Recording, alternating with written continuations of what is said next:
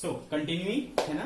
तो हमको क्या चाहिए और एक पॉइंट बेटा, वो है लैटरल शिफ्ट। ठीक है, तो चलो बात करते हैं लैटरल शिफ्ट का। तो यहां से क्लियरली सीन है बेटा कि what is lateral shift.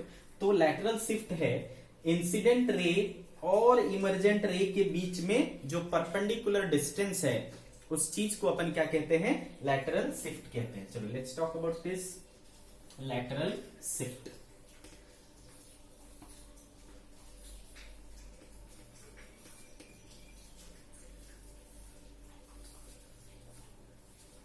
Okay, lateral shift.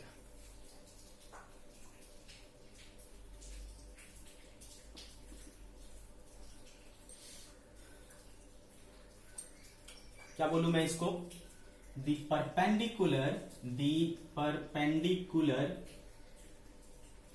Distance between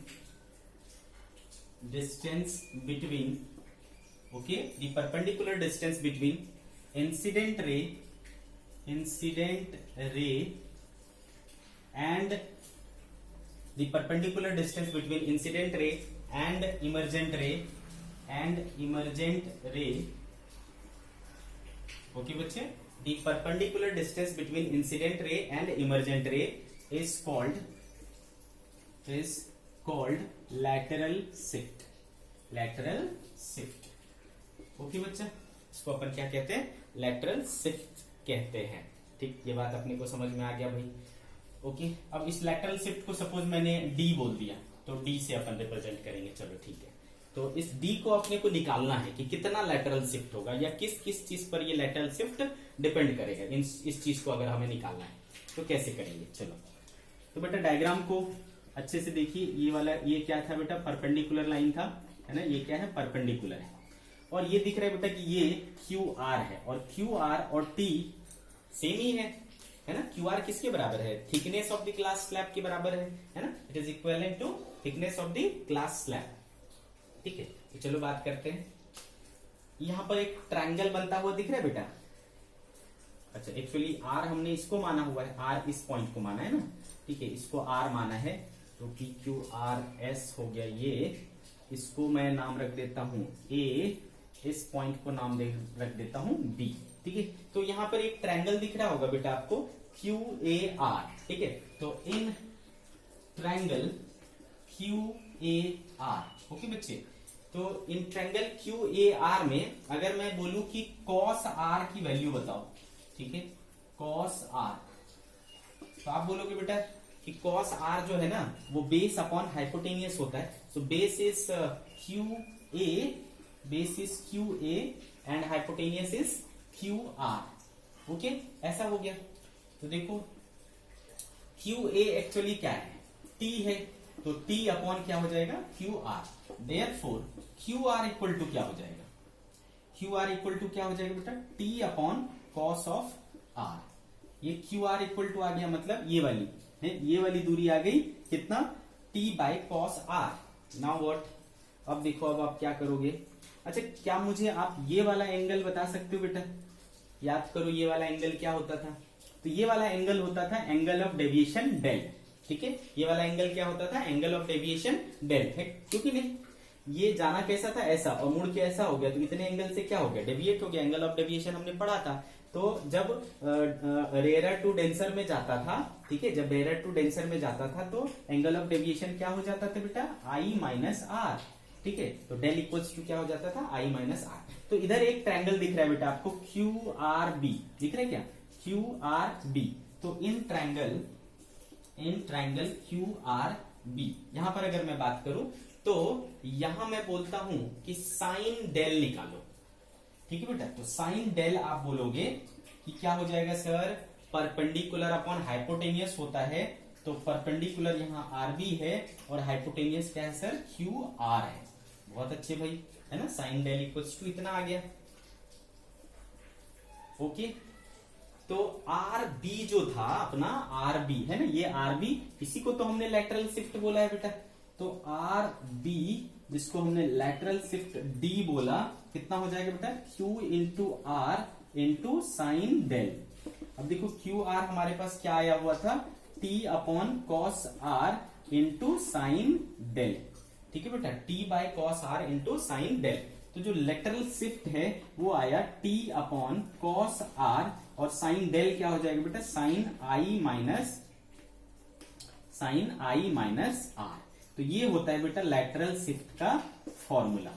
this is the formula for lateral shift. Clear है बच्चे, अच्छे से समझ में आया। मतलब इंसिडेंट रे और इमर्जेंट रे के बीच में जो दूरी होगी, परपेंडिकुलर डिस्टेंस होगी, वो का फॉर्मूला, उस चीज का फॉर्मूला ये है।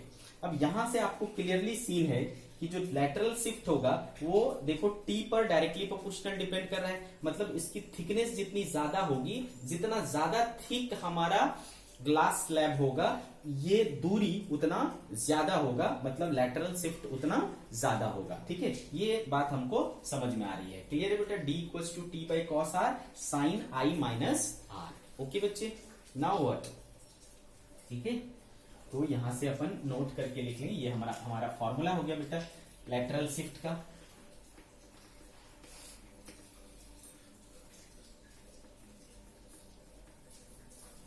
सी, तो ऐसे नोट करके अपन लिखेंगे बच्चे। नोट, पहला नोट कि greater is the thickness, greater is the thickness of glass slab, greater is the, ठीक है बेटे, greater is the thickness of glass slab, greater is the lateral shift, greater is the lateral shift। Okay बच्चे, ये पहली चीज हो गई। और सेकंड, एंगल ऑफ इंसिडेंस पर भी डिपेंड करता है बेटा। ठीक है, किस पर डिपेंड करता है, एंगल ऑफ इंसिडेंस पर। तो greater is angle of incidence, greater is the lateral shift. ये दो बातों पर, ठीक है बेटा, ये दो बातों पर हमारा जो लैटरल शिफ्ट है वो डिपेंड करता है। क्लियर है बच्चे, क्लियर है। तो हमने जो ग्लास स्लैब के थ्रू रिफ्रैक्शन को जाना, इससे हमें, है ना, तीन इंपॉर्टेंट बातें समझ में आई। पहली कि इंसिडेंट रे और इमर्जेंट रे दोनों एक दूसरे के पैरेलल होते हैं, एक बात। दूसरी बात, angle of incidence and angle of emergence आपस में इक्वल होते हैं, that is angle I equal to angle E. दो बातें।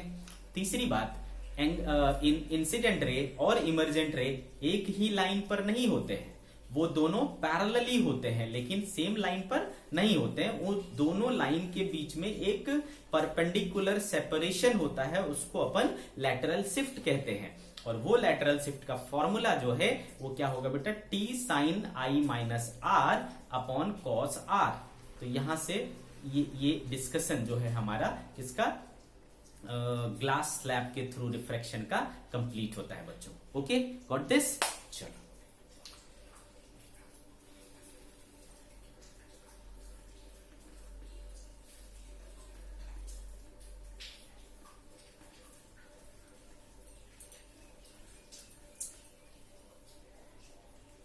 देन ओके डियर स्टूडेंट, हम लोग क्या करते हैं, इस टॉपिक को यहीं फिनिश करते हैं। नेक्स्ट टॉपिक जो कि पूरी तरीके से इससे अलग है, हम लोग ग्लास स्लैब लेंस स्टार्ट करेंगे, तो उसको अपन नए लेक्चर में ही स्टार्ट करेंगे। इसको यहीं पर फिनिश करते हैं। ठीक है, तो आज की सभा यहीं समाप्त होती है बच्चों। इसको आप पढ़िए, करिए, ओके, और आगे के लेक्चर हम लोग कल देखेंगे। ठीक है बच्चों, बाय बाय।